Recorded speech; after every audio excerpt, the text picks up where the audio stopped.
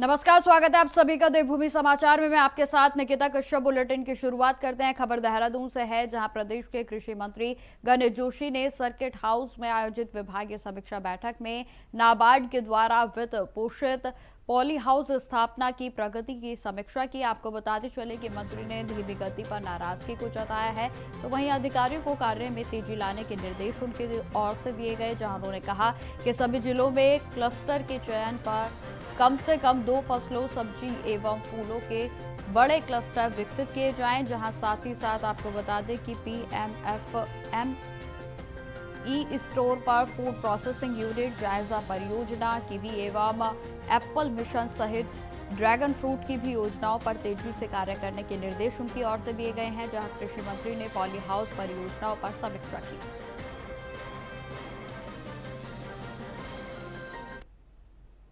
खबर देहरादून से ही है, जहां आपको बताते चले कि अखिल भारतीय राष्ट्रीय कांग्रेस के प्रवक्ता आलोक शर्मा ने हाल ही में एक प्रेस वार्ता में केंद्र सरकार की नीतियों पर जमकर हमला बोला। उन्होंने कहा कि मनरेगा योजना में किए गए हालिया बदलावों की आलोचना करते हुए उन्होंने यह भी कहा कि केवल नाम परिवर्तन नहीं, बल्कि इसके प्रावधानों में भी ऐसा संशोधन किए गए हैं जो कि गरीब और मजदूर वर्ग के लिए संकट पैदा कर सकते हैं।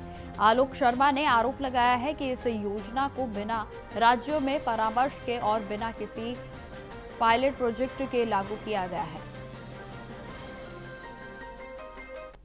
है कि ये केवल नाम बदलने तक सीमित नहीं, नाम बदला ये बहुत दुखद है। आप राष्ट्रपिता महात्मा गांधी और उनके विचारों से, उनके सिद्धांतों से नफरत करते हैं, पूरा देश जानता है। लेकिन दुर्भाग्य यह है कि उसके आगे जो आपने प्रोविजन, जो प्रावधानों में परिवर्तन किया है, 1 साल 2 साल के बाद जब राज्य सरकार अपना 40% हिस्सा नहीं दे पाएंगे तो इस योजना का जयराम जी हो जाएगा। बिना किसी राज्य से कंसल्ट किए, बिना कोई पायलट प्रोजेक्ट चलाए, जिस तरह से ये योजना लागू की गई है, इससे आने वाले दिनों में गरीब आदमी जो मजदूरी करता था मनरेगा के तहत, उनके रोजगार छिन जाएंगे। ये सरकार की पैसा बचाओ योजना है। पहले गारंटी थी, अब गारंटी नहीं रहेगी। अभी तक का पिछला इतिहास मोदी सरकार और उनकी राज्यों की सरकार का बहुत खराब रहा है। दुर्भाग्य है कि इतनी अच्छी योजना जिसको पूरे विश्व ने सराहा, आज उसको आपने अंतिम सांसों की तरफ पहुंचा दिया। यहाँ पर को मैं आप सबसे एक और चीज आप सबके सामने ला रहा हूँ कि हमारे यहाँ जो मनरेगा की योजना है, इसमें विधायकों को या उनके परिजनों को एक्सक्लूड किया गया है, क्योंकि वो लोग तनख्वाह भी ले रहे हैं, हट गए तो भी पेंशन है, भत्ते हैं। तो यहाँ उत्तराखंड से संबंधित एक विधायक जी ने जॉब कार्ड बनवाया है और अपने परिवार का भी जॉब कार्ड है। ये पेपर्स में देके जाऊंगा, ये हमारे उत्तराखंड के हैं, ये दुर्गेश्वर लाल जी हैं। और बीजेपी ने एक जरूर ये बात कही शर्मा साहब कि हम जो है इसमें कई किस्म के घोटाले की इसकी बदबू आ रही, तो घोटाला तो बीजेपी के लोग कर रहे हैं। ये अगर एक विधायक अगर जॉब कार्ड बना रहा है, उसके तहत कुछ सुविधा ले रहा है, तो इससे बड़ा घोटाला कौन सा हो सकता है? तो बीजेपी की अपनी बात है। तो यही बात मैं दुर्गेश्वर लाल पर हम आज आपसे बात करने आए हैं। ये प्रेस कॉन्फ्रेंस, जैसा गरिमा ने बताया, कि AICC की तरफ से आज रखी गई है हिंदुस्तान के तमाम शहरों में, तमाम राजधानियों में। मुझे आदेश हुआ कि मैं देहरादून जाकर प्रेस कॉन्फ्रेंस करूं, आपसे बात करूं। हमारे 2 विषय हैं। पहला विषय, पीछे बात नहीं करें भाई, हमारा पहला विषय है, 2 दिन से संसद में आप लोगों ने देखा होगा किस तरह से मनरेगा का नाम बदलकर पूरे देश को गुमराह किया जा रहा है। और दूसरा विषय है नेशनल हेराल्ड का जो केस था, जो लगभग 12-13 वर्षों तक चला, और उसमें केंद्र सरकार के मुंह पर जिस तरह से करारा तमाचा लगा है कि खबरों में आगे बढ़ते हैं। उत्तराखंड में मौसम शुष्क बना हुआ है और दिसंबर के पहले पखवाड़े में मानसून के बाद अभी तक बारिश नहीं हुई है। बताते चले कि दिन में तेज धूप के कारण ठंड का असर कम महसूस हो रहा है, लेकिन सुबह और शाम के वक्त कड़ाके की ठंड भी बनी हुई है। तो वहीं पहाड़ी जिलों में पाला परेशानी का कारण बना है, जबकि मैदानी क्षेत्रों में हल्की धूप देखी जा रही है। बताते चले कि मौसम विभाग के अनुसार 20 से 21 दिसंबर को पश्चिमी विक्षोभ के कारण ऊंचाई वाले क्षेत्रों में हल्की बारिश और 3500 मीटर से ऊपर बर्फबारी भी हो सकती है। जहां आपको बता दें कि निदेशक CS तोमर ने कहा है कि कोहरा प्रदेश की सबसे बड़ी मौसम की चुनौतियों में बना हुआ है और जहां आने वाले दिनों में भी घने कोहरे की संभावना को जताया गया है।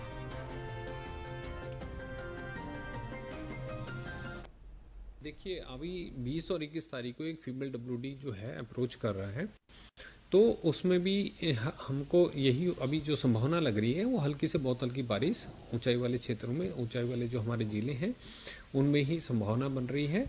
और जो 3500 मीटर से ऊपर हाइट वाले पहाड़ी इलाके हैं वहाँ पे बर्फबारी, कहीं हल्की हल्की बर्फबारी कहीं हो सकता है। अभी तो ये संभावना बन रही जहाँ तक बर्फबारी और स्नो जो है बारिश की संभावना है।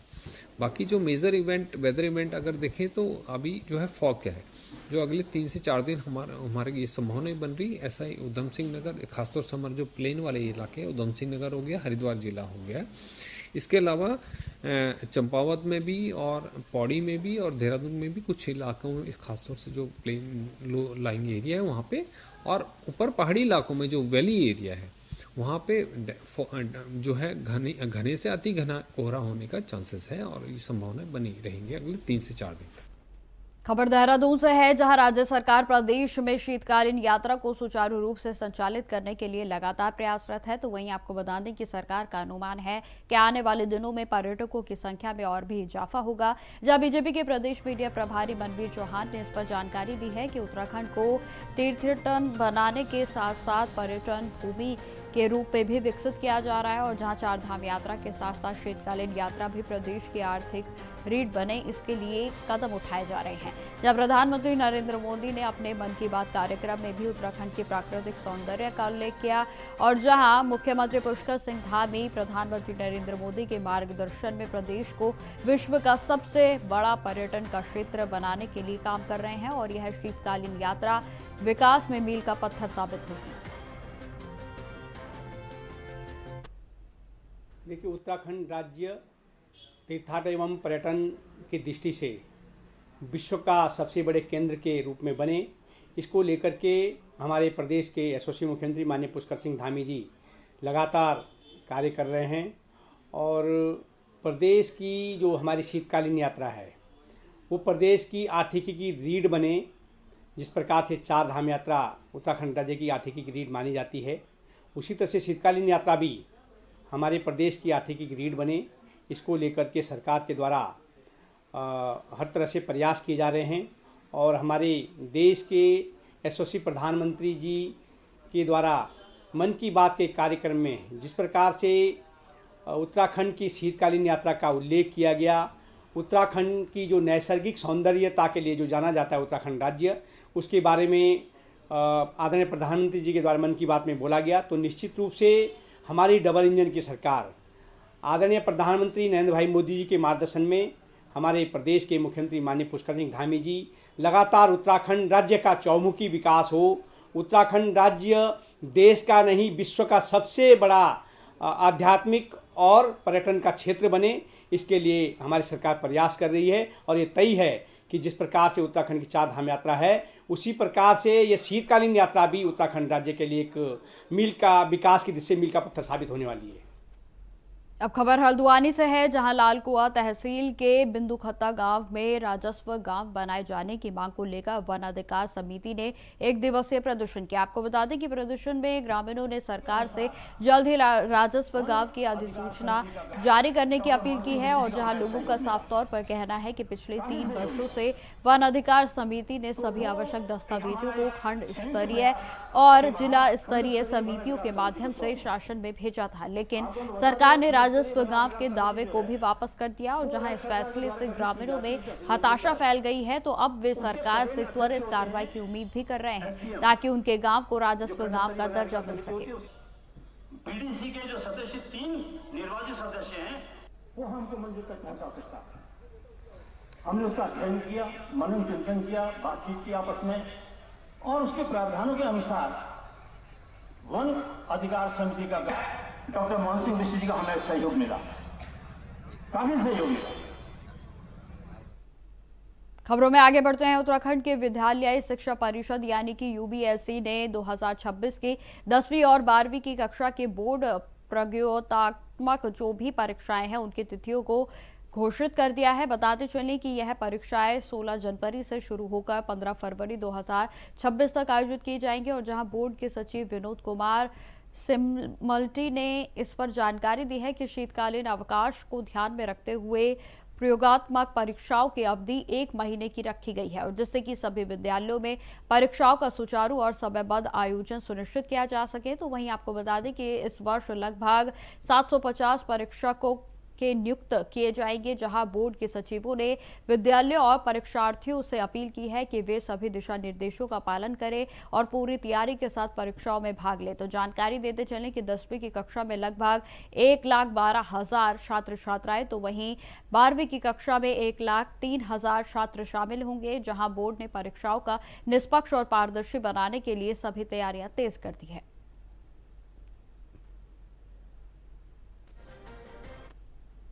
दो 2026 की परीक्षाओं की प्रयोगात्मक परीक्षा की तिथियों की घोषणा माननीय सभापति महोदय की अध्यक्षता के बाद अनुमोदित हो गई है। इस वर्ष की जो प्रयोगात्मक परीक्षाएं होंगी वो 16 जनवरी से प्रारंभ होकर के 15 फरवरी के बीच में होंगी, क्योंकि कुछ विद्यालय शीतावकाश वाले भी हैं, इसलिए इसको पूरे 1 महीने के लिए रखा गया है। और प्रयोगात्मक परीक्षाओं की पूर्णता के लिए प्रयोगात्मक परीक्षक भी नियुक्ति प्रक्रिया परिषद कार्यालय में प्रारंभ हो गई है। लगभग 750 के करीब प्रयोगात्मक परीक्षक नियुक्त किए जा रहे हैं, जो कि परीक्षाओं का संपादन करेंगे। इस वर्ष 1,12,000 के करीब हाई स्कूल के परीक्षार्थी हैं और 1,03,000 के समथिंग इंटरमीडिएट के परीक्षार्थी परीक्षा के लिए पंजीकृत हैं। खबरों में आगे बढ़ते हैं। खबर हरिद्वार से है, जहां यूपी की सिंचाई विभाग की जमीन पर अवैध अतिक्रमण के खिलाफ बुलडोजर की कार्रवाई लगातार जारी है। आपको बता दें कि प्रशासनिक अधिकारियों और सिंचाई विभाग की टीम ने सुबह से ही 1 से 1.5 किलोमीटर के दायरे में फैले अतिक्रमण को हटाने की प्रक्रिया को शुरू किया और जैसे ही टीम मौके पर पहुंची अतिक्रमणकारियों में हड़कंप मच गया। तो वहीं कार्रवाई के दौरान किसी भी विरोध या अवस्था से निपटने के लिए भी भारी पुलिस बल को तैनात किया गया था। बताते चले कि प्रशासन ने साफ कर दिया है कि सरकार और सिंचाई विभाग की जमीन पर किसी भी तरह का अतिक्रमण अब बर्दाश्त नहीं किया जाएगा और इस प्रकार की कार्रवाइयां लगातार जारी रहेंगी।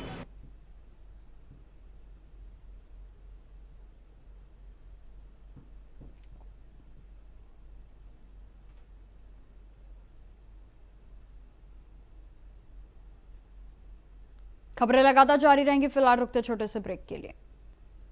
तो ब्रेक के बाद एक बार फिर से स्वागत है आप सभी का। बढ़ते हैं खबरों की ओर। खबर देहरादून से है, जहां प्रदेश में अवैध अतिक्रमण के खिलाफ सीएम पुष्कर सिंह धामी का बुलडोजर लगातार चल रहा है, लेकिन विपक्ष सरकार पर यह सवाल उठा रहा है कि जिन स्थानों और लोगों पर कार्रवाई हो रही है उनके पर पुनर्वास के लिए सरकार क्या सचेत नहीं है। वहीं आपको बता दें कि बीजेपी के वरिष्ठ नेता ज्योति प्रसाद गैरोला ने इस पर अपनी प्रतिक्रिया दी है, जहां उन्होंने कहा कि लोग राज्य की डेमोग्राफी को बदलने के उद्देश्य से अतिक्रमण कर रहे हैं और जिस पर सरकार कार्रवाई कर रही है।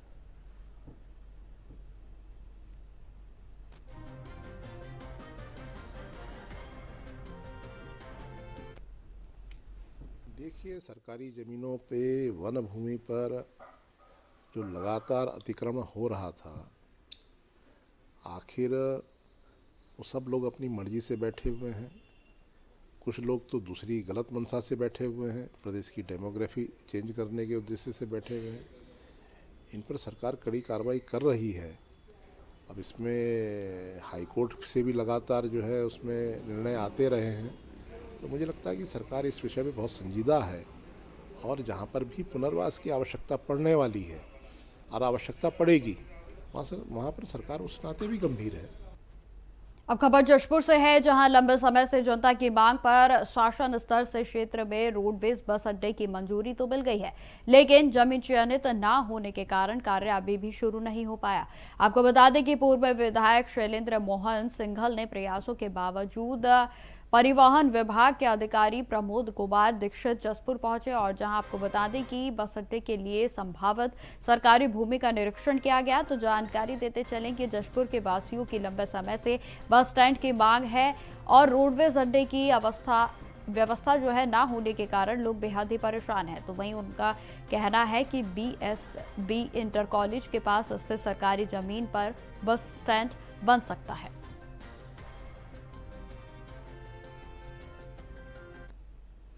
जसपुर में बड़े लंबे समय से बस स्टैंड की मांग है।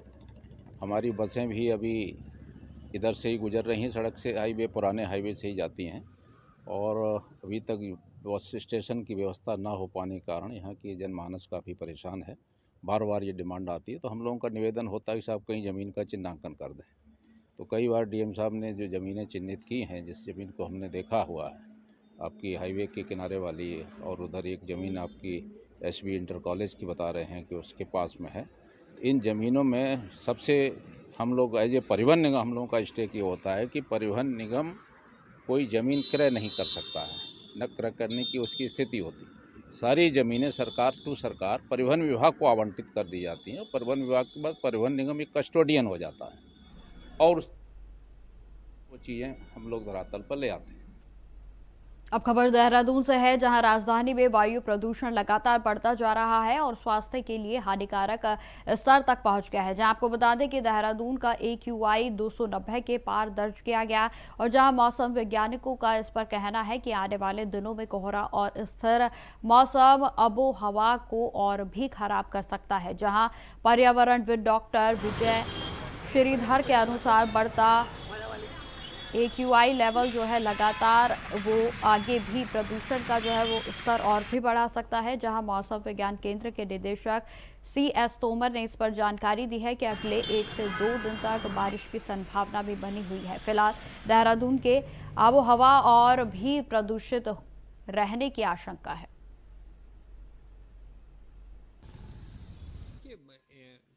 बारिश होने से तो जो है क्लैरिटी बढ़ जाती है, पोल्यूटेंट्स बैठ जाता है, उसमें उम्मीद यही रहता है कि वो जो है क्लियर हो जाता है और AQI नीचे आ जाता है। देखिए अभी 20 और 21 तारीख को एक फीमेल WD जो है अप्रोच कर रहा है, तो उसमें भी हमको यही अभी जो संभावना लग रही है वो हल्की से बहुत हल्की बारिश ऊंचाई वाले क्षेत्रों में, ऊंचाई वाले जो हमारे ज़िले हैं उनमें ही संभावना बन रही है। अब खबर रुड़की से है, जहां आपको बता दें कि PM केंद्रीय विद्यालय नंबर 1 में राष्ट्रीय कैडेट कोर की शुरुआत के बाद अब विद्यालय परिसर में देशभक्ति और अनुशासन के इससे सराबोर हो गया है। जहां आपको बता दें कि 10 UK बटालियन NCC ने पहले वर्ष में ही 50 कैंडिडेट्स का चयन किया और जिसमें कि 33 छात्र और 17 छात्राएं शामिल हैं। जिसमें कि जानकारी देते चलें कि चयनित कैंडिडेट्स को विशेष प्रशिक्षण दिया जाएगा और जिसमें शारीरिक प्रशिक्षण के साथ साथ ड्रिल और क्लासरूम में लेक्चर भी शामिल थे और इस प्रशिक्षण से कैंडिडेट्स में अनुशासन, नेतृत्व की क्षमता और देश सेवा की भावना का विकास हो रहा है। तो वहीं आपको बता दें कि विद्यालय प्रशासन ने NCC की गतिविधियों के लिए पूर्ण सहयोग देने का आश्वासन किया है और जिससे कि कैंडिडेट्स की प्रगति और देशभक्ति की भावना और भी मजबूत होगी।